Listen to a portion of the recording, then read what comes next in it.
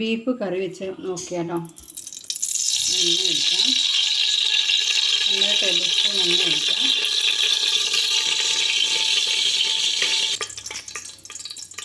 അര ടീസ്പൂൺ കടുക് ഇടാം. കടുക് പൊട്ടി കഴിയുമ്പോഴത്തേക്ക് 2 സവോള, ഇഞ്ചി, വെളുത്തുള്ളി, 1 തക്കാളി, 3 പച്ചമുളക്, കറിവേപ്പില എന്നിവ ഇട്ട് വഴറ്റുക.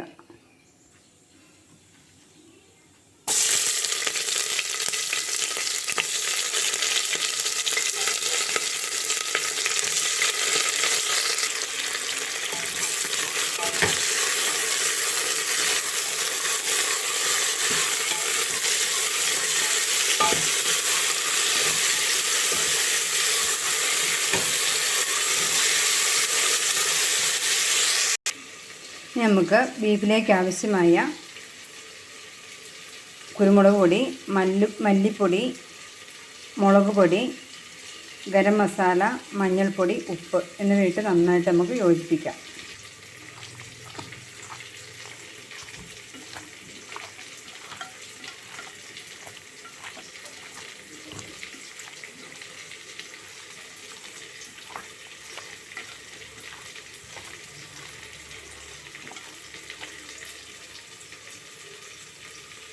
നമുക്ക് കുക്കറിലേക്ക് ഇത് മാറ്റാം.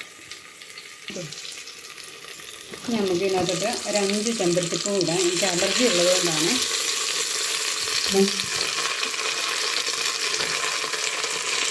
ഇറച്ചിയോടൊപ്പം തന്നെ ഇടുന്ന കുറിച്ച് തന്നെ ചെമ്പരത്തിപ്പൂ ഇടണം, അല്ലെങ്കിൽ അതിന് ഗുണമില്ല കേട്ടോ.